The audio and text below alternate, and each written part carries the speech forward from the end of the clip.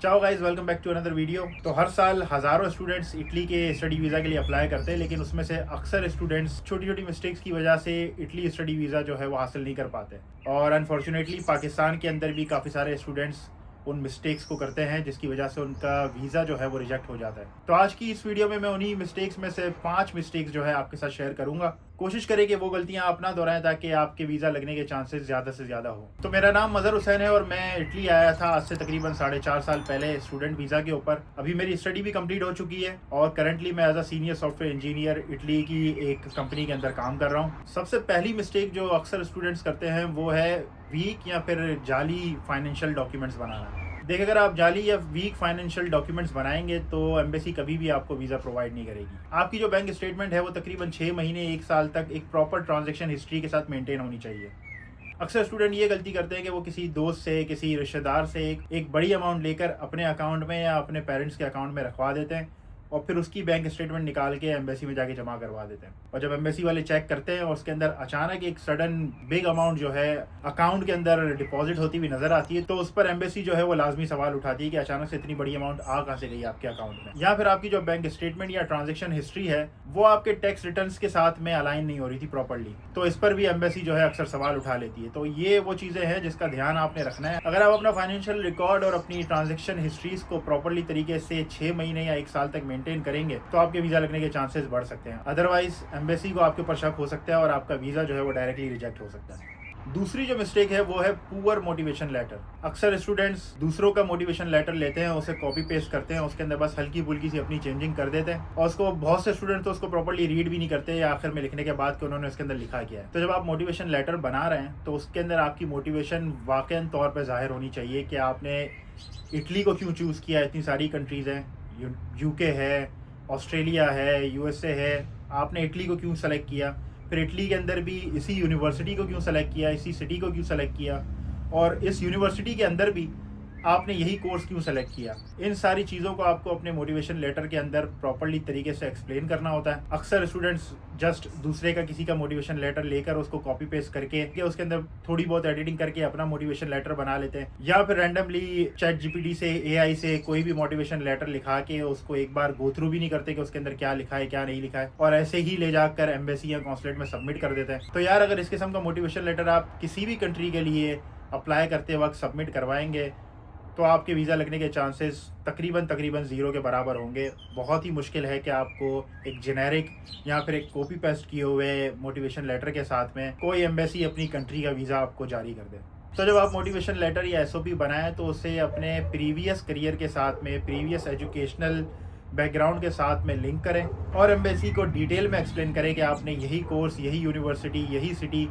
और इटली को as a country क्यों सेलेक्ट किया। अगर आप ये करते हैं तो आपके वीज़ा लगने के चांसेस जो है वो ज़्यादा हो जाते हैं। तीसरी बड़ी मिस्टेक ये है कि अक्सर स्टूडेंट्स बहुत ही लेट वीज़ा के लिए अप्लाई करते हैं। इटली के अंदर यूनिवर्सिटीज़ के अंदर एडमिशन हर साल तकरीबन नवंबर से स्टार्ट हो जाते हैं, जो मई जून तक चल रहे होते हैं। वो स्टूडेंट जो बिल्कुल एडमिशन ओपन होते ही एडमिशन के लिए अप्लाई कर देते हैं नवंबर या दिसंबर के अंदर, उनकी प्री इनरोलमेंट भी पहले हो जाती है, उनके सारे मामलात पहले हो जाते हैं, और जब वीज़ा एप्लीकेशन के लिए एम्बेसी के अंदर स्लॉट्स ओपन होते हैं तो उनको स्लॉट्स भी मिल जाते हैं और वो सबसे पहले वीज़ा अप्लाई कर देते हैं। कोई भी कंट्री हो उसके अंदर आपकी मेरिट को भी देखा जाता है, लेकिन उसके अलावा हर कंट्री का जो है वीज़ा रेशो भी होता है। हर कंट्री अपनी एम्बेसीज को, अपने कॉन्सुलेट्स को हर दूसरे मुल्क के अंदर ये बता देती है कि भाई इस कंट्री से आपने कितने स्टूडेंट्स के लिए वीज़ा जारी करने हैं,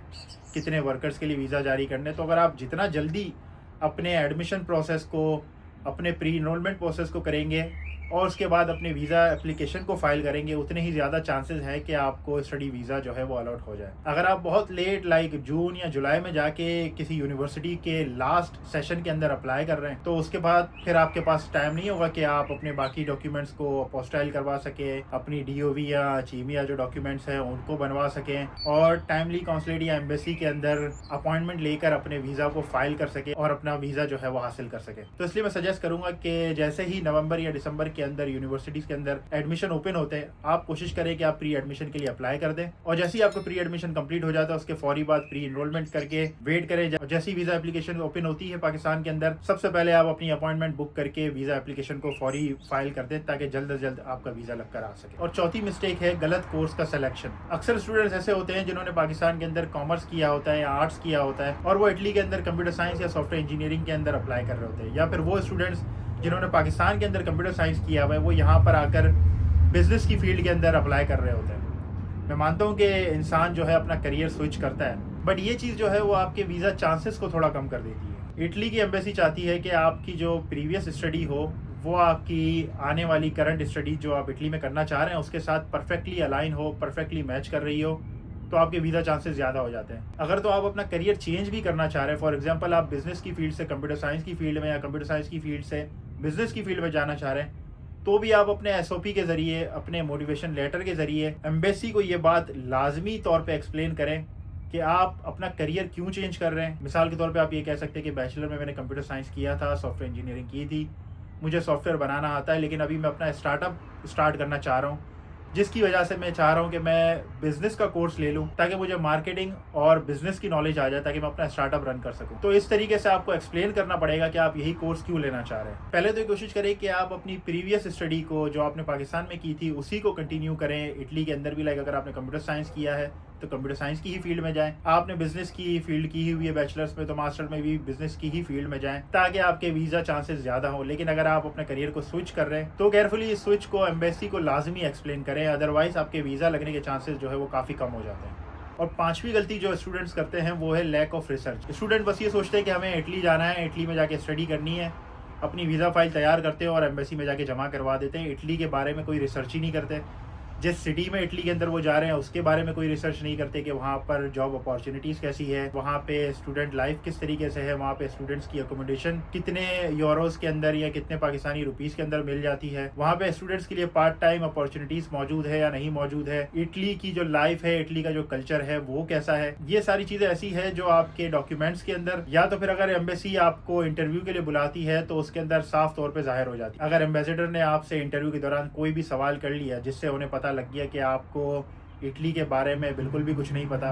वहाँ की लाइफ के बारे में नहीं पता, वहाँ पे स्टूडेंट्स की अकोमोडेशन किस तरीके से होगी, कैसे वो आपने लेनी है वो आपको नहीं पता, वहाँ पे जॉब अपॉर्चुनिटीज़ कैसी है, वहाँ पे पार्ट टाइम अपॉर्चुनिटीज़ कैसी है, वहाँ पे जो मेन डॉक्यूमेंट्स है लाइक परमेसो दी सोजोर्नो, कार्ता दी आइडेंटिटा, टेसेरा सैनिटारिया, जो हेल्थ कार्ड होता है, ये तमाम चीज़ें क्या है अगर आपको वो नहीं पता तो इट मीन्स आप इटली के लिए रेडी नहीं है। आपको पहले थोड़ी सी रिसर्च करनी पड़ेगी, आपको पहले इटली के कल्चर को, इटली की जो स्टूडेंट लाइफ है जो आपसे लिंक करेगी डायरेक्टली इटली पहुंचने के बाद, आपके वो सारे मामला, वो डॉक्यूमेंटेशन जो आपने वहां जाके करनी है, ये सारी चीज़ें आपको समझनी पड़ेगी ताकि अगर इंटरव्यू प्रोसेस में एम्बेसडर आपसे सवाल कर लेता है या फिर डॉक्यूमेंट्स के एक्सचेंज में एम्बेसी आपसे रिटर्न में या फिर डॉक्यूमेंट्स के जरिए ही मालूम करना चाहती है तो एम्बेसी को ये बात नजर आ रही हो कि आप इटली के उन तमाम मामला को जो इटली पहुंचकर आपने करने हैं उनसे आप वाकिफ हैं और आपके लिए वहां जाते ही कोई सडन सरप्राइज नहीं होगा, आप कंफ्यूज नहीं होंगे और आप वहां के मामला को समझते हैं, तब आपके इटली के स्टडी वीजा लगने के चांसेस जो है वो ज्यादा होते हैं। अदरवाइज आपकी लैक ऑफ रिसर्च एम्बेसी को नजर आती है तो वो आपका वीजा लगाने में थोड़ी सी हिचकिचाहट लाजमी जाहिर करेंगे। हो सकता है आपका वीजा ना लगे और मैं दुआ करूंगा कि आप सबका वीजा लगे, बट इन सारी चीजों का आपने ख्याल रखना है लाजमी, अदरवाइज इटली का स्टडी वीजा लगना थोड़ा सा डिफिकल्ट आपके लिए हो सकता है। तो ये वो 5 मिस्टेक्स हैं जो आपका वीज़ा रिजेक्ट करवा सकती है, लेकिन अगर आप इसे अवॉइड करें तो आपके वीज़ा लगने के चांसेस ज़्यादा हो जाते हैं। और मैं आपको ये सजेस्ट करूंगा कि किसी भी एजेंट को, किसी भी कंसल्टेंट को ब्लाइंडली फॉलो मत करें। आप ये सारा प्रोसेस खुद से कर सकते हैं। मैं भी जब आया था पाकिस्तान से ये सारा प्रोसेस मैंने खुद से किया था, किसी भी एजेंट के जरिए नहीं किया था। और यहाँ आने के बाद भी यहाँ पे जितने भी मामला थे वो सारे हमने खुद से किए थे। परमेसो दी सोजोर्नो हो गया, कार्ता दी आइडेंटिटा हो गया, टेसेरा सैनिटारिया हेल्थ कार्ड हो गया, उसके बाद स्टडी से वर्क परमिट पे कन्वर्जन हो गई, ये सारी चीज़ें मैंने खुद की थी। तो ये सारी चीज़ें आप भी खुद कर सकते हैं। तो किसी एजेंट के चक्कर में मत पड़े, किसी को ब्लाइंडली फॉलो मत करें, आप खुद ये सारी चीज़ें कर सकते हैं। बस थोड़ी सी रिसर्च आपने खुद करनी है और इंशाल्लाह आपका भी इटली का वीज़ा लाजमी लग जाएगा और यहाँ पर आकर भी आप अपने डॉक्यूमेंट्स के सारे मामला को ईजिली मैनेज कर लेंगे। तो अगर ये वीडियो अच्छी लगी तो इस वीडियो को लाइक करें, शेयर करें और इसी किस्म के मजीद कंटेंट के लिए इस चैनल को लाजमी सब्सक्राइब कर लें। मैं इस चैनल पे इटली से रिलेटेड वीडियोस लाता रहूँगा, वो चाहे स्टडी इन इटली के हवाले से हो या फिर लाइफ इन इटली के हवाले से हो, यहाँ पे ज़िंदगी किस तरह से है, जब तक आप स्टूडेंट हैं, और जब आप स्टडी से वर्क परमिट पर कन्वर्ट हो जाते हैं उसके बाद यहाँ पर क्या मामला है, इन सारे टॉपिक्स पर मैं इस चैनल पर वीडियोस बनाता रहता हूँ। तो मेक श्योर कि आप इस चैनल को सब्सक्राइब कर लें और इस वीडियो को लाइक कर लें। थैंक यू, मिलते हैं अगली वीडियो में, तब तक के लिए अल्लाह हाफिज़, शुक्रिया।